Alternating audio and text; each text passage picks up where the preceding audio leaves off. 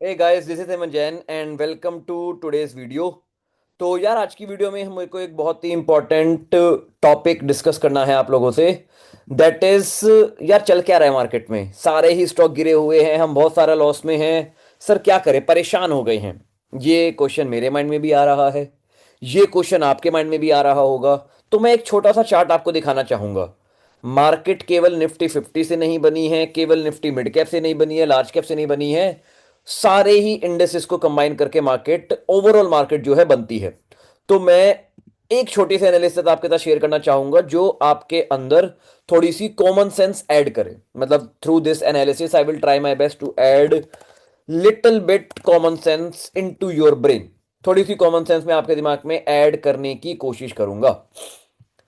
पहली बात, जब भी कोई इंडेक्स ऑल टाइम हाई पे होता है, जैसे निफ्टी 500 ऑल टाइम हाई पे है, हाई से नीचे है, निफ्टी 50 ऑल टाइम हाई पे है, ये मैनेज किए जाते हैं बहुत बार। निफ्टी 50, निफ्टी स्मॉल कैप कह रहा हूं, Nifty 50, large cap, mid cap, ये ऑल टाइम हाई पे होते हैं, वाइल ढेर सारे स्टॉक हमारे नीचे होते हैं। उसका सॉल्यूशन, उसका रीजन क्या है? उसका रीजन है यार कि हम बहुत सारे स्मॉल कैप स्टॉक में भी काम कर रहे हैं। तो मैं जो अपनी बेंचमार्किंग रखता हूं कि भाई जिस इंडेक्स को मुझे बीट करना है, that index for me is Nifty 250 small cap. आप लोग भी अपने स्टॉक्स को देखना, बहुत सारे स्टॉक्स आपके पोर्टफोलियो में स्मॉल कैप होंगे, लार्ज कैप या मिड कैप नहीं होने वाले हैं। Now please try to understand कि मार्केट में चल क्या रहा है।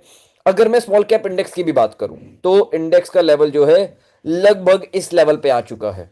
Please try to understand and try to understand one thing. पहली बात, एक चीज मैं ड्रॉ करना चाहूंगा। यहां से 17% नीचे, उतना ही यहां से नीचे ड्रॉ कर देते हैं, मोटा मोटा सिमिलर लेवल लगभग यहां से।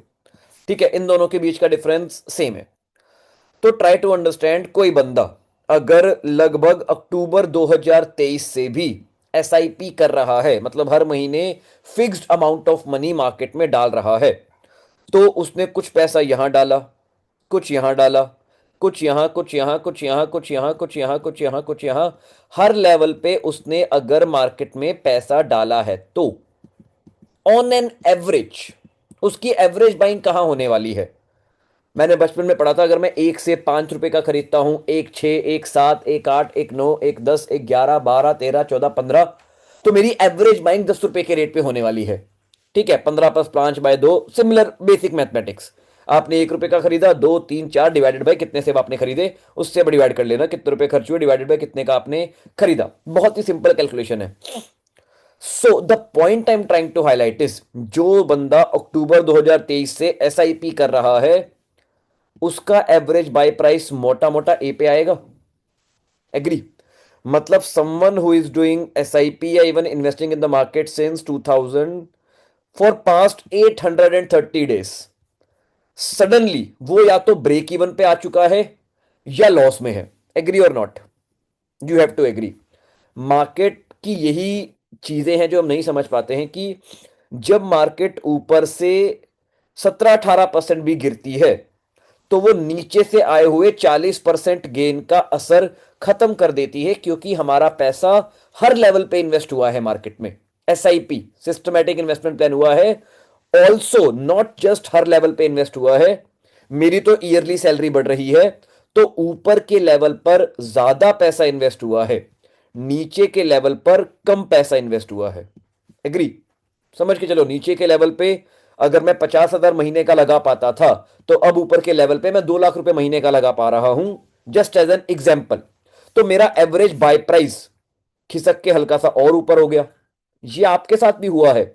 You guys are just not able to realise that this right now, but same चीज आपके साथ भी हुई है। तो आपका एवरेज बाय प्राइस काफी ऊपर है और करेंटली मार्केट डाउन है, so you are in loss. आपको ऐसा लग रहा है आप लॉस में हो। पहली बात तो यार, जो प्रॉफिट आपने पिछले 3 साल में बुक किया है वो भी चेक कर लेना स्टेटमेंट में, क्योंकि एसआईपी कर रहे होते हैं आप म्यूचुअल फंड में, तो आप बुक नहीं करते, तो आपको उसमें 2-3% का लॉस दिखता, वो आपको संतुष्टि देता।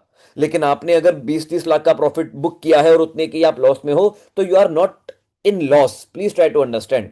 लॉस में हो भी तो कोई बात नहीं, इट इज टेम्पररी। तो यार मार्केट में प्लीज ट्राई टू अंडरस्टैंड, 800 दिन से जो लोग एसआईपी कर रहे हैं, मोटा मोटा उनके रिटर्न्स शून्य हो गए हैं। उनके रिटर्न्स इस लेवल पर गिरने के बाद जीरो हो चुके हैं। अगर ऐसा ही हमारी इकोनॉमी में चलता रहा तो दुनिया एसआईपी करना बंद कर देगी। ठीक है, ऐसा नहीं होने वाला, सरकार नहीं चाहती ऐसा हो। तो सूनर और later market is going towards all time high. Like अगर मैं कंसोलिडेशन की भी बात करूं, ये कंसोलिडेशन हमेशा फेजेस में आती है। इससे पहले कंसोलिडेशन फेज जो यहां पे था, ये था मोटा मोटा 600 दिन का। प्लीज ट्राई टू अंडरस्टैंड, 600 दिन मार्केट ने डांस किया, देन मार्केट बनी रॉकेट। सिमिलर पैटर्न मेरे को दिखाई दे रहा है। 600 दिन का ये कंसोलिडेशन है, 700 दिन हो चुके हैं, बल्कि 700 दिन बीत चुके हैं। यहां 600 देन रॉकेट, यहां 700। यू कैन अंडरस्टैंड क्या होने वाला है। मैं कोई स्टॉक की टिप नहीं दे रहा हूं, मैं बस आपको एक गाइडेंस दे रहा हूं कि just because Nifty 50 all time high पे है, ऐसा मत समझो कि सारे स्टॉक्स ऑल टाइम हाई पे हैं। इंडेक्स को दो चार स्टॉक्स की हेल्प से मैनेज कर लिया जाता है। HDFC bank, Reliance and Bharti Airtel, LT, दो चार ऐसे स्टॉक्स को नेक्स्ट लेवल भगा के इंडेक्स को मैनेज किया गया है। ऑल्दो एचडीएफसी बैंक अभी डाउन है, इट वाज जैसे एन एग्जांपल कि एचडीएफसी बैंक, रिलायंस, टीसीएस, दो चार स्टॉक्स की हेल्प से इंडेक्स को मैनेज किया जा सकता है। In today scenario Bharti Airtel को चांद पे पहुंचाया हुआ है, एलटी को चांद पे पहुंचाया हुआ है, तो ऐसे कुछ स्टॉक्स से इंडेक्स को मैनेज किया हुआ है। तो हमें वैसे स्टॉक्स में काम नहीं करना। जो स्टॉक्स धूल चाट रहे हैं, गिरे हुए हैं, स्ट्रेटेजी के बाय सिग्नल पे हैं, हमें उनके अकॉर्डिंग वर्क करना है एंड रिजल्ट्स हमें मिलेंगे। तो टेक अ चिल। बहुत टाइम से बहुत लोगों का पैसा नहीं बना है। इवन द पीपल जिनको हम रेप्लिकेट करना चाहते हैं, जिनको मैं रेप्लिकेट करना चाहता हूं, उनका भी पैसा पिछले एक साल में कुछ खास नहीं बना है। एक एग्जाम्पल अगर मैं आपको देना चाहूं तो अबेस्कस के फाउंडर है मिस्टर सुनील सिंघानिया जी। तो मैं सुनील सिंघानिया जी के पोर्टफोलियो को स्टडी कर रहा था, जहां से भी मेरे को नॉलेज मिल जाए, आइडिया मिल जाए। तो ट्रेंड लाइन पे मैंने देखा, तो आप देखो इनका पोर्टफोलियो सितंबर 2024 में 32,000 करोड़ का था, 32,000 करोड़ रुपीस, जो अभी लगभग 23,000 करोड़ के आसपास है। मोर देन 20% डाउन इनका पोर्टफोलियो भी हुआ है। तो मतलब पूरी मार्केट ने ही रिटर्न्स नहीं दिए हैं, बड़े बड़े लोगों के भी रिटर्न्स नहीं बने हैं। इनके पहले बहुत पैसा बना था, अभी नहीं बना। They are also invested and they definitely knows more than me. तो ऐसे लोगों को कॉपी करके कोई बुराई नहीं है। Copy successful people and you will be successful for the rest of your life. ये मंत्र समझ लो। निफ्टी कहीं नहीं गया है, बड़े लोगों का पैसा नहीं बना है, हमारा भी नहीं बना है। मुंह पे उंगली रख के बैठो। लॉन्ग रन में, इवन वो लॉन्ग रन भी शॉर्ट रन होने वाला है हमारे लिए। जल्द ही बहुत अच्छा पैसा मार्केट में बनने वाला है। देखो मार्केट की आदत क्या होती है, जब बहुत तगड़ा बुल रन आता है ना, तो ढेर सारे एसआईपी नए नए खुलते हैं। तो यहां पे तगड़े बुल रन के बाद रिटेल इन्वेस्टर्स यहां पे ऐड होना शुरू होते हैं। तो उनको शुरू में रिटर्न्स नहीं दिए जाते, ताकि वो लोग निकल के अपना पैसा वापस से एफडी में डाल दें। ये एक काइंड ऑफ साइकिल चलती रहती है। जब मार्केट परफॉर्म नहीं करती है, मार्केट को एफडी से कंपेयर कर दिया जाता है कि देखो एफडी में बना होता, मार्केट में नहीं बना होता।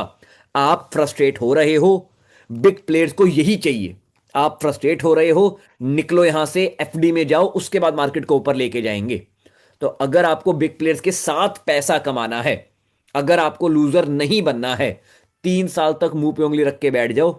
बल्कि 3 साल भी बड़ा पीरियड है, उससे पहले ही पैसा बन जाएगा, बट अगेन मिनिमम 3 साल तक भी अगर आप मुंह पे उंगली रख के बैठ गए, बहुत शानदार पैसा आपका बनने वाला है।